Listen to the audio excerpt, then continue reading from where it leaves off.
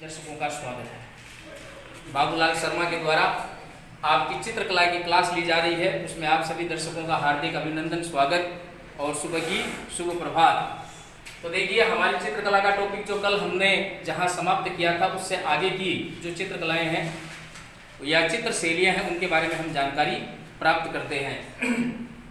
तो हमारी आज की चित्र शैली होगी जिसका नाम है बीकानेर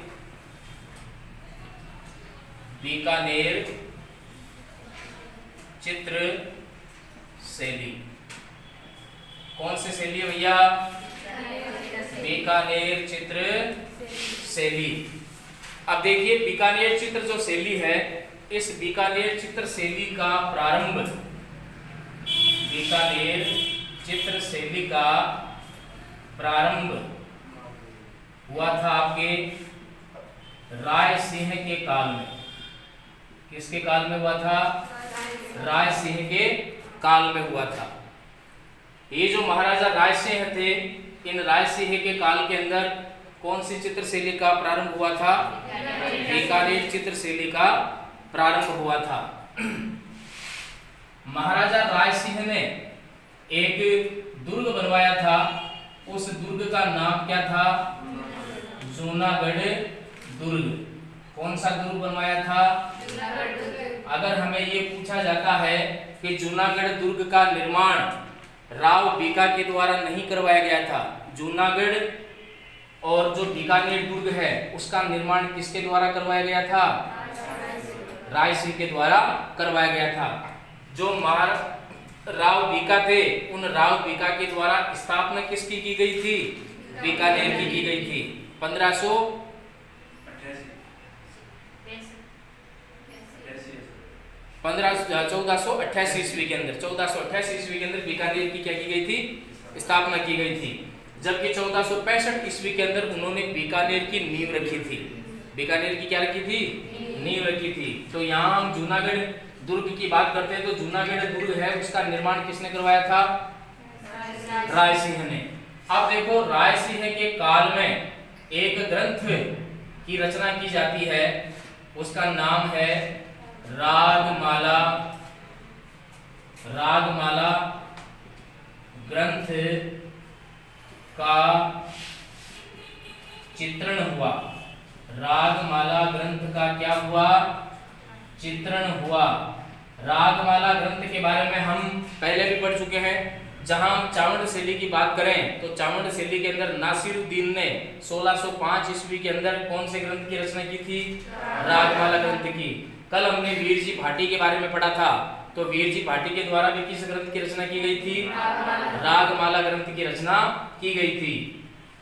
यहीं इस राय सिंह के दरबार में, राय सिंह के दरबार में एक कवि थे जिनका नाम था आपके नूर मोहम्मद। एक चित्रकार थे जिनका नाम क्या था? नूर मोहम्मद। ये जो नूर मोहम्मद थे, इन्हीं को मोहम्मद खां कहा जाता है और इन्हीं को राय सिंह ने एक उपाधि दी थी, और वो उपाधि थी मोहम्मद शाह की। नूर मोहम्मद को जो राय सिंह के द्वारा उपाधि दी गई थी, वो उपाधि कौन सी थी? मोहम्मद शाह की। तो मोहम्मद शाह की उपाधि दी गई है राय सिंह के द्वारा।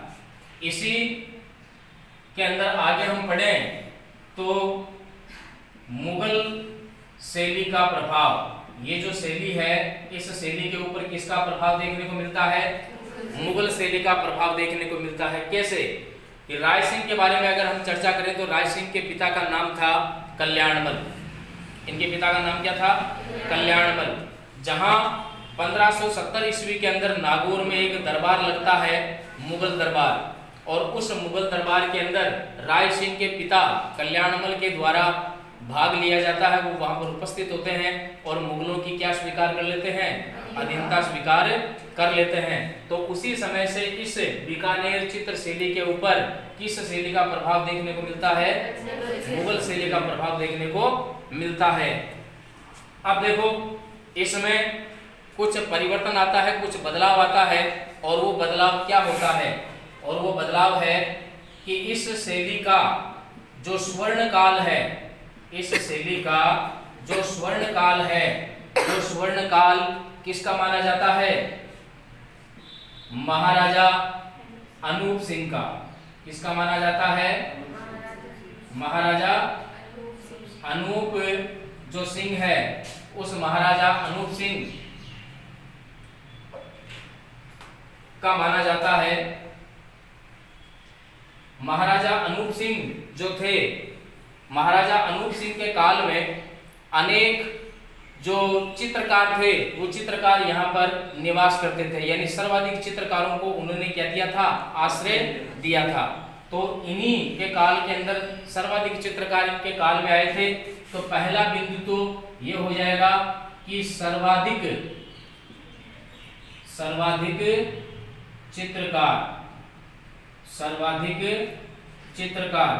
चित्रकार से आश्रय यह है कि अनूप सिंह के द्वारा जो लाहौर से आए हुए चित्रकार थे, उस्ता कला के उन सभी चित्रकारों को उन्होंने राजकीय संरक्षण प्रदान किया।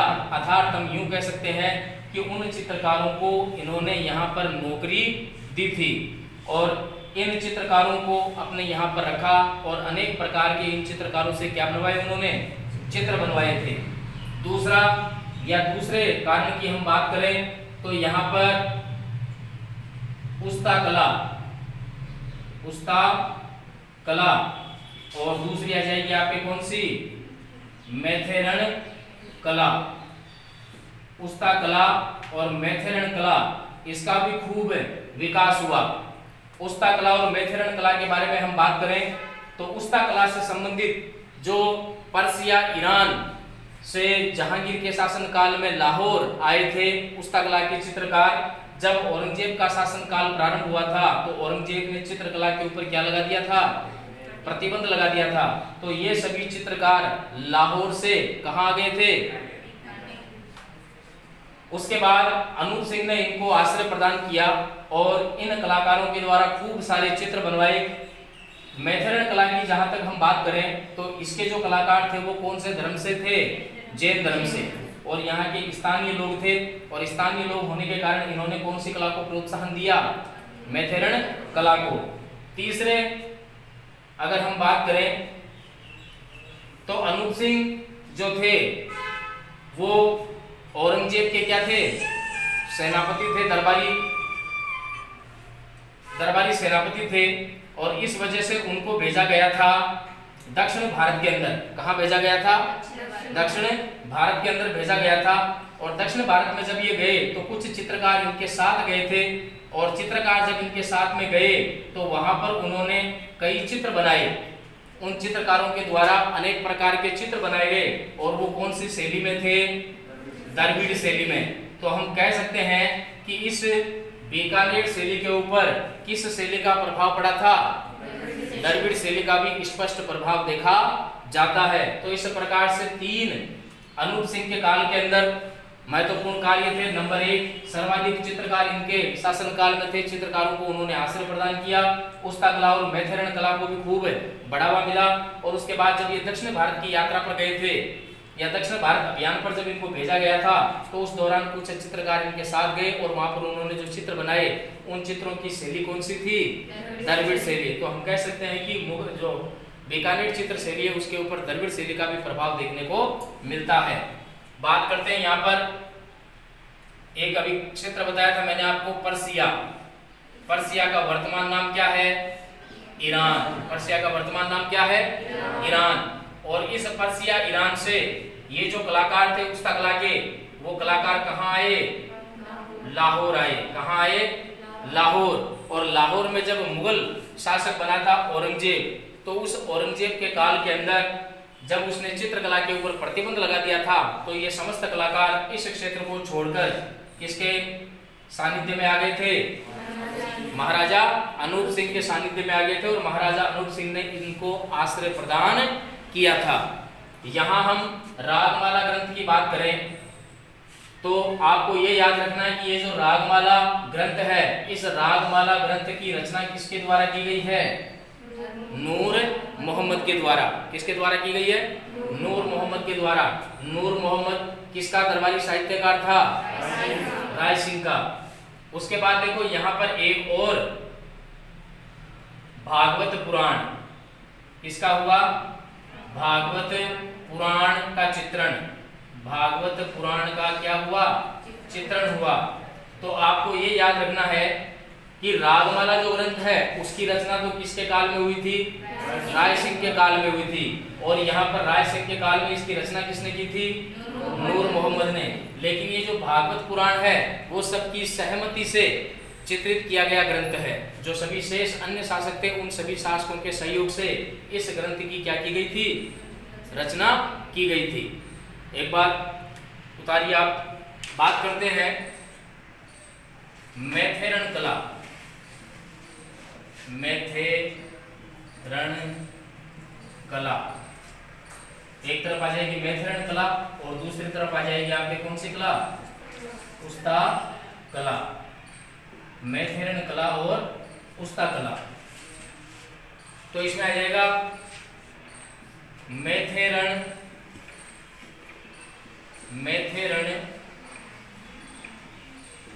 चित्रकारों, मैथेरण चित्रकारों की कला, मैथेरण चित्रकारों की कला। और इसमें हम क्या लिखेंगे? उस्ताद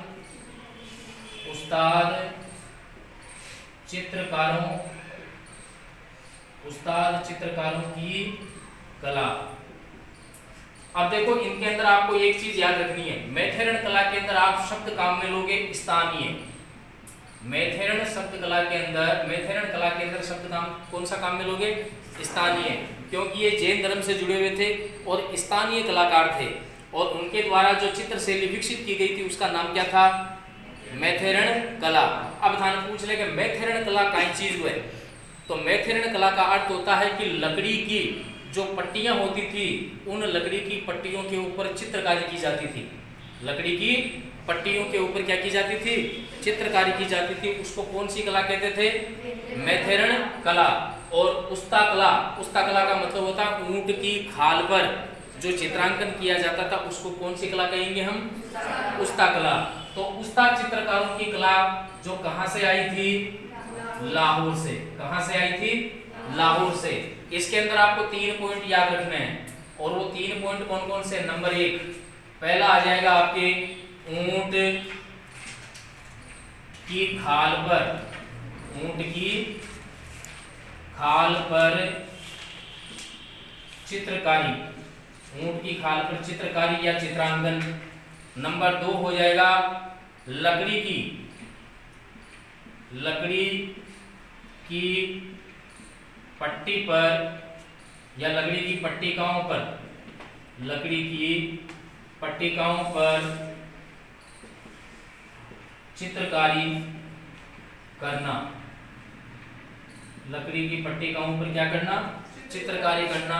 और नंबर 3 आ जाएगा भित्ति चित्रण कला। भित्ति चित्रण कला। ये 3 कलाएं इस कला के अंदर प्रचलित थी। ऊंट की खाल पर की जाने वाली कला को हम कौन सी कला कहेंगे? उस्ता कला। आप सभी जानते हो बीकानेर में सर्वाधिक मात्रा में क्या थी? ये प्रचलित थी। उसके बाद लकड़ी की छोटी छोटी पट्टिकाएं, जैसे हम कोई दरवाजा बनाते हैं या किसी मंदिर में आप जाओ तो मंदिर में जो दरवाजा बना होता है उस दरवाजे के ऊपर छोटी छोटी पट्टियां काटकर सुंदर तरीके से उनको सजाया जाता है। आजकल वो काम करते हैं कारपेंटर, लेकिन प्राचीन काल में ये कार्य किया जाता था चित्रकारों के द्वारा। यानी उन चित्रकारों के द्वारा ही उस लकड़ी को इस प्रकार से दिखाया जाता था, सुंदर चित्र उकेरे जाते थे उसके ऊपर। तो लकड़ी की पट्टिकाओं के ऊपर जो चित्रकारी की जाती थी उसको हम कौन सी कहेंगे? मैथेरण कला। और उसके बाद दीवारों के ऊपर जो चित्र बनाए जाते थे उसको हम कौन सी कला कहेंगे? भित्ति चित्रण कला। अब देखो इस शैली के अंदर एक नोट आप याद रखोगे, नोट डालकर लिख लेना। ये जो चित्रकारी थी बीकानेर चित्रकारी, इस चित्रकारी के अंदर घोड़े का सर्वाधिक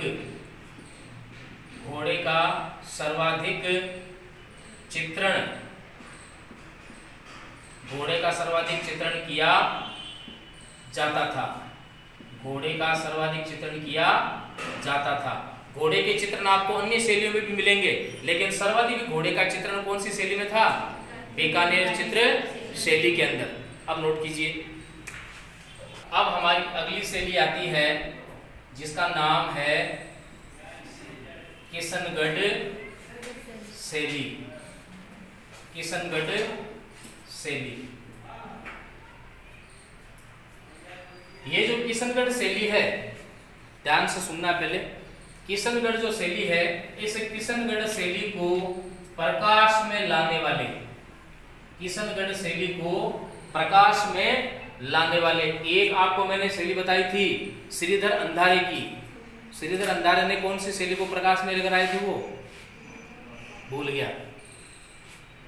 तो यहां प्रकाश में लाने का श्रेय दो आदमियों को जाता है, याद रखोगे। नंबर 1 एरिक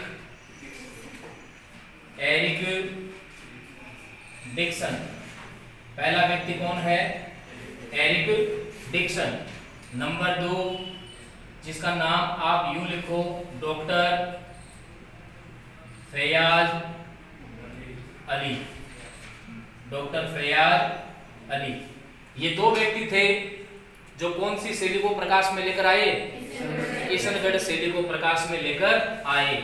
सन याद रखनी है आपको 1941 42, 1941 से 1942 के बीच इस चित्र शैली को वो प्रकाश में लेकर आए थे।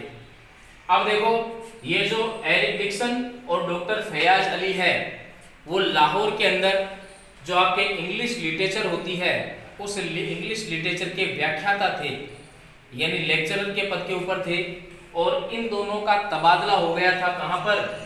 किशनगढ़। इन दोनों का तबादला कहां हो गया था? किशनगढ़ हो गया था।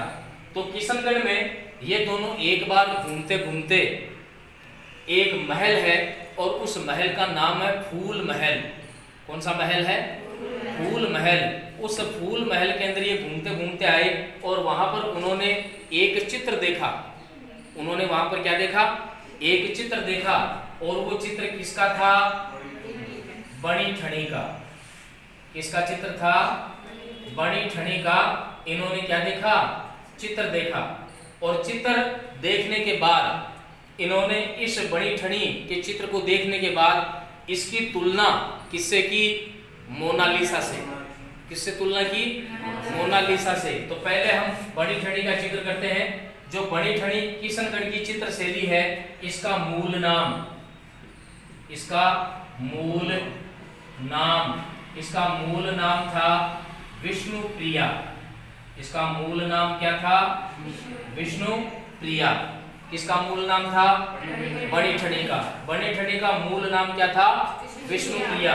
हम बड़ी ठनी के बारे में अगर हम चर्चा करें तो किशनगढ़ के जो शासक थे उनका नाम था सावंत सिंह। क्या नाम था? सावंत सिंह। सावंत सिंह आगे चलकर इनको जाना जाता है नागरीदास के नाम से। किस नाम से? नागरीदास के नाम से। क्योंकि इन्होंने अपनी जो शासन व्यवस्था थी उस शासन व्यवस्था का क्या कर दिया था? त्याग कर दिया था। और त्याग करने के बाद वो अन्य क्षेत्र में चले गए और वहां पर इनको नया नाम मिला। कौन सा? नागरीदास। तो यहाँ हम बड़ी ठनी की बात करें तो ये जो बड़ी ठनी है वो इस सावंत सिंह की या नागरीदास की क्या थी? पत्नी नहीं थी, इसकी प्रेमिका थी, इसकी प्रेयसी थी। इसकी क्या थी? सावंत सिंह की, सावंत सिंह या नागरीदास की बड़ी ठनी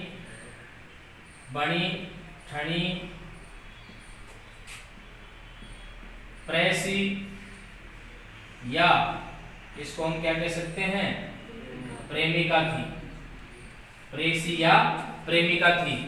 बड़ी ठनी प्रेयसी या प्रेमिका थी किसकी? सावंत सिंह की या नागरीदास की। अब आगे देखो, यही आगे हम चर्चा करें, बात करें तो एरिक जो डिक्सन थे, एरिक डिक्सन के अनुसार, एरिक जो डिक्सन है उस एरिक डिक्सन ने मारवाड़ की मोनालिसा बताया। मारवाड़ की क्या बताया? मोनालिसा। बड़ी ठनी को मारवाड़ की क्या बताया? मोनालिसा। मारवाड़ की मोनालिसा, मारवाड़ की मोनालिसा। अगर आपको पूछा जाता है कि मोनालिसा कौन थी, तो मोनालिसा फ्रांस की एक राजकुमारी थी। पेरिस संग्रहालय के अंदर आज भी उनकी क्या लगी हुई है, प्रतिमा लगी हुई है, उनकी तस्वीर लगी हुई है। तो पेरिस जो फ्रांस में है, म्यूजियम बना हुआ है, वहां पर इसकी प्रतिमा लगी हुई है, किसकी, मोनालिसा की। तो एरिक डिक्सन ने मारवाड़ की मोनालिसा किसको बताया, बड़ी ठनी को। किसकी तुलना, बड़ी ठनी की तुलना किससे की, मोनालिसा से। कई बार यहाँ पर यह प्रश्न भी पूछा जाता है कि इंडियन मोनालिसा या राजस्थान की मोनालिसा, या क्या कहा जाता है, राजस्थान की मोनालिसा। तो एरिक डिक्सन के द्वारा मारवाड़ की मोनालिसा किसको बताया गया, बड़ी ठनी को। अब यहाँ पर हम चर्चा करते हैं बड़ी ठनी के बारे में। तो ये इंपॉर्टेंट प्रश्न है, आपको याद रखना है कि राजस्थान सरकार नहीं बल्कि भारत सरकार के द्वारा, भारत सरकार ने सन 1973 ईस्वी में, सन 1973 ईस्वी के अंदर इसके ऊपर एक डाक टिकट जारी किया। किसके ऊपर डाक टिकट जारी किया, बड़ी ठनी के ऊपर 1973 ईस्वी के अंदर एक डाक टिकट जारी किया था। किसके ऊपर जारी किया था, बड़ी ठनी के ऊपर एक डाक टिकट जारी किया था। अगर हम बड़ी ठनी चित्र को देखें और उसकी विशेषताओं के बारे में अगर हम बात करें, तो यहाँ मैं लिख देता हूँ इसकी विशेषताएं। बड़ी ठनी चित्र को जब आप देखो तो उसके अंदर कुछ विशेषताएं आपको देखने को मिलेगी। पहली विशेषता इसकी मिलेगी पारदर्शी वस्त्र। पारदर्शी क्या मिलेंगे, वस्त्र मिलेंगे। इसकी जो तस्वीर बनी हुई है, उस तस्वीर के अंदर जो इसको वस्त्र पहनाए गए हैं, वो वस्त्र कैसे हैं, पारदर्शी। उसके बाद इसकी जो नाक है, वो नाक मिलेगी आपको तीखी। कैसी मिलेगी, तीखी। यहाँ पर हम तीखी नहीं लिखेंगे, यहाँ लिखेंगे हम तीखा। नाक कैसा मिलेगा, तीखा नाक। अगर हम तीखा लिख दें तो तीखा तो चटपटा हो जाता है, तो यहाँ क्या लिखेंगे हम, तीखा नाक। गले के अंदर नाक के अंदर आभूषण पहना जाता है, जैसे प्राय लड़कियों ने पहन रखा है, कोई बाली पहनती है, तो उसको कहा जाता है बेसरी आभूषण। ने इसने जो बड़ी ठनी का जो चित्र बना हुआ था, और बड़ी ठनी के चित्र के अंदर नाक में जो आभूषण पहना जाता था, उस आभूषण को क्या कहा जाता था, बेसरी आभूषण। कौन सा आभूषण कहते थे, बेसरी आभूषण कहते थे। चौथा पॉइंट है, पारदर्शी वस्त्र हो गया, तीखा नाक हो गया, बेसरी आभूषण हो गया। और उसके बाद इसकी आंखें, तो आंखें होती थी खंजर के समान। कैसी होती थी, खंजर के समान, या जो तीर कमान होता है उस तीर कमान के समान। तो हम दोनों लिख देते हैं यहाँ पर, तीर कमान या खंजर के समान। तीर कमान या खंजर के समान। इसकी क्या होती थी, आंखें, यानी इसके जो नेत्र होते थे, वो नेत्र कैसे होते थे, खंजर के समान या तीर कमान के समान। तो उतारो एक बार। चित्र शैली है, इस किशनगढ़ चित्र शैली के ऊपर वल्लभ, कौन से संप्रदाय का, वल्लभ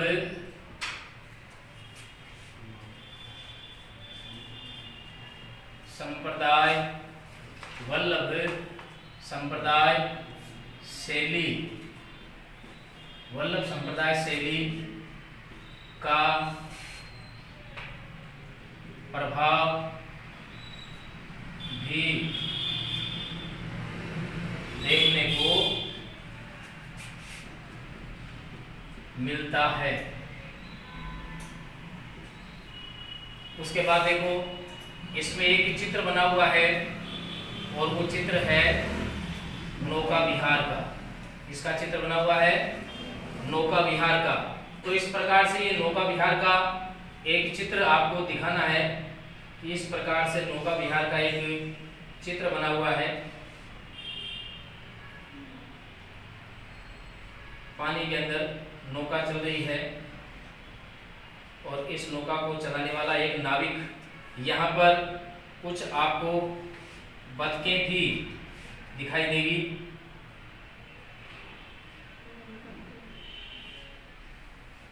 बतखों का चित्रण भी यहाँ पर मिलेगा। तो इस चित्र के अंदर आपको विशेषता दिखानी है कि इसमें एक तो है आपके क्या नाव, दूसरी इसमें क्या दिखाई गई है बतख दिखाई गई है, तीसरी इसके अंदर क्या दिखाया गया है नाविक, तीसरा क्या दिखाया गया है नाविक दिखाया गया है। तो इस प्रकार से इसके अंदर ये प्रमुख पात्र है। और उसके बाद चांदनी रातों की संगोष्ठी, चांदनी रातों की संगोष्ठी का चित्रण, चांदनी रातों की संगोष्ठी का चित्रण किसके द्वारा किया गया है अमरचंद के द्वारा। किसके द्वारा किया गया है अमरचंद के द्वारा किया गया है। इस शैली के ऊपर एक और शैली का प्रभाव देखने को मिलता है और उस शैली का नाम क्या है कांगड़ा शैली। तो किशनगढ़ शैली के ऊपर जिस शैली का प्रभाव देखने को मिलता है उस शैली का नाम क्या है कांगड़ा शैली। डायरेक्ट उसके बाद हम चलते हैं आपके कौन सी स्कूल की ओर, Dhundhar school, Dhundhar school of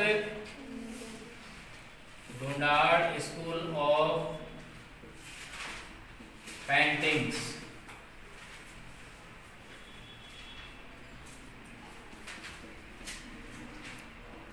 Dhundhar school of paintings. इस ढूंढाड़ स्कूल ऑफ पेंटिंग्स में हम 4 शैलियों का अध्ययन करेंगे, जिसमें पहली शैली है आपके कौन सी आमेर शैली।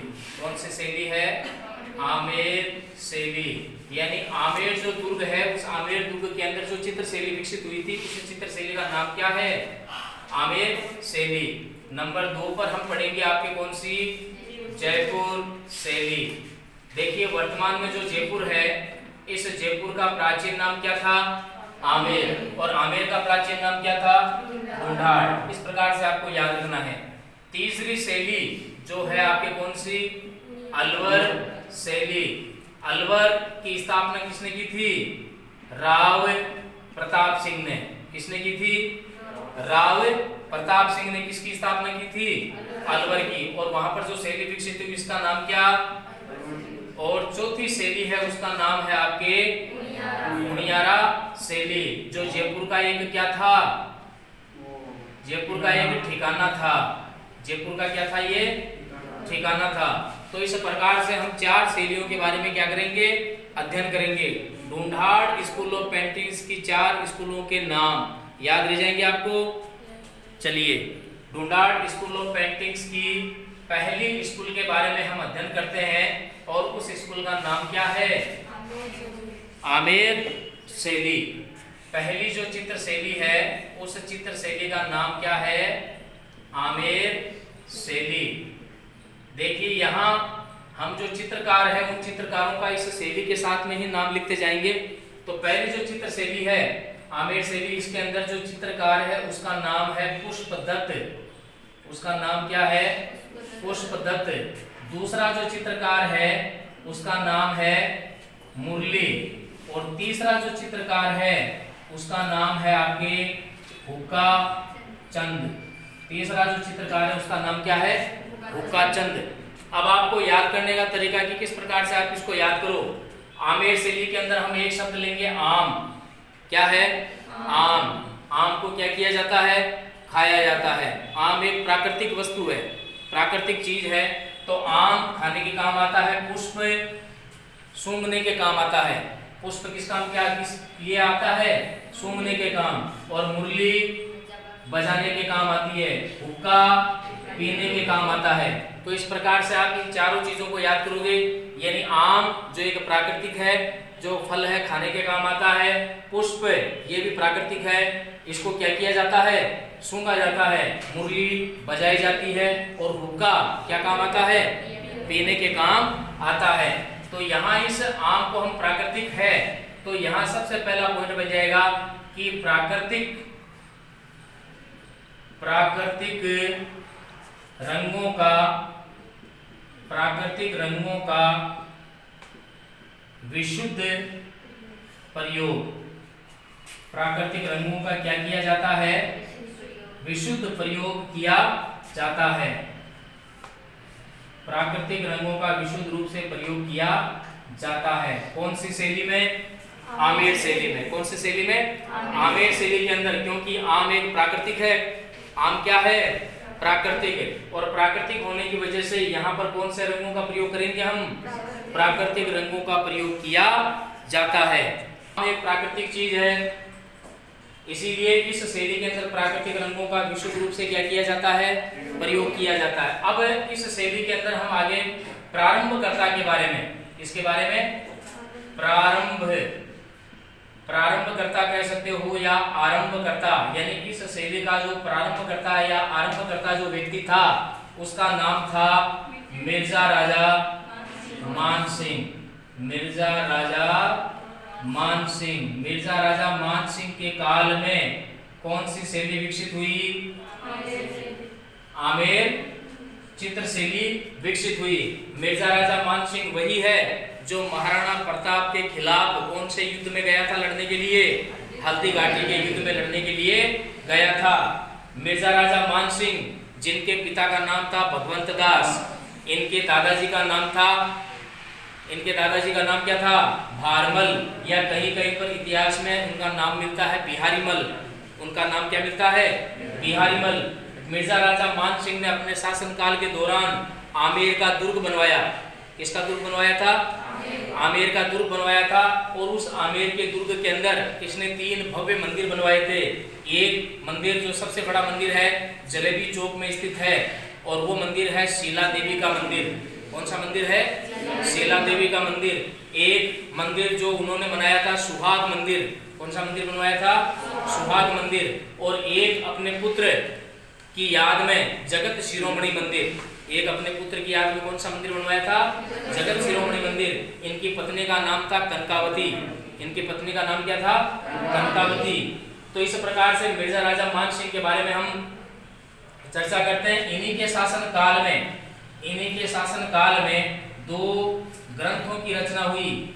एक ग्रंथ था जिसका नाम है रज्जम नामा। एक ग्रंथ जिसकी रचना हुई थी उस ग्रंथ का नाम क्या है? रज्जम नामा। और दूसरा जो है उसका नाम है आदि पुराण। दूसरा जो ग्रंथ है उस ग्रंथ का नाम क्या है? आदि पुराण। तो इस प्रकार से मिर्जा राजा मान सिंह के शासन काल में 2 प्रमुख रचनाएं हुई, और उन 2 रचनाओं का नाम है, पहला नाम है रज्जमनामा और दूसरा कौन सा? आदि पुराण। तो यहाँ रज्जमनामा की हम बात करें तो अकबर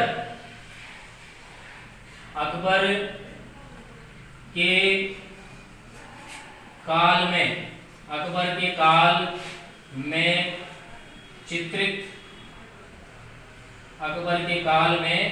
चित्रित हुआ। ये जो रज्जमनामा है, रज्जमनामा किसके काल में चित्रित हुआ? अकबर के काल में चित्रित हुआ। वहीं पर हम आदि पुराण की बात करें तो आदि पुराण के अंदर मिर्जा राजा जय सिंह के शासन काल में जो यहाँ का प्रमुख दरबारी था, उस दरबारी का नाम क्या है? पुष्पदत्त। तो पुष्पदत्त के द्वारा इस आदि पुराण का क्या किया गया था? चित्रण किया गया था। तो हम इसके आगे लिख देंगे पुष्पदत्त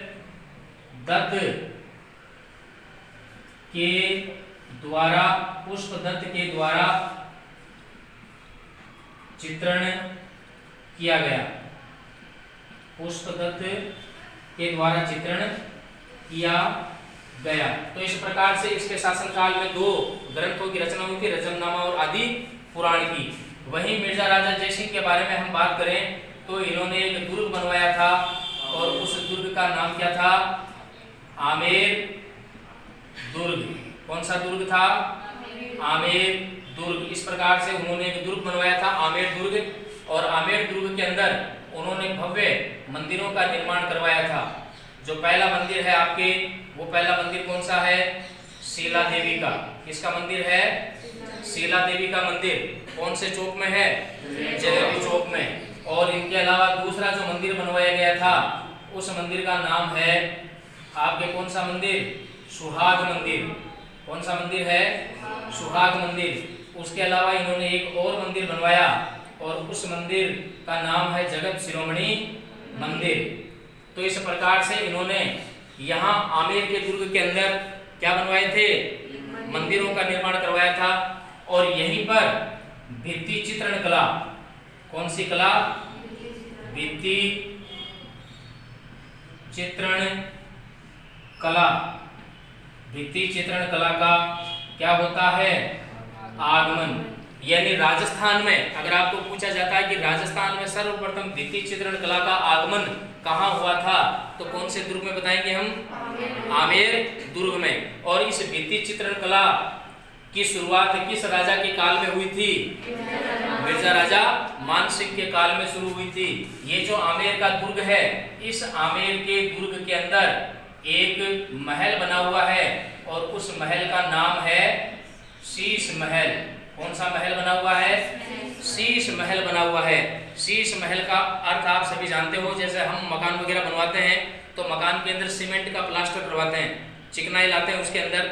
लेकिन यहाँ जो आमेर का जो दुर्ग था, इस आमेर के दुर्ग के अंदर जो शीश महल बनाया गया था, उसमें कांच के छोटे छोटे टुकड़े करके उन कांच के टुकड़ों की क्या की गई थी? जड़ाई की गई थी। और उस प्रकार से निर्मित जो महल होता है उसको हम कौन सा महल कहते हैं? शीश महल कहते हैं।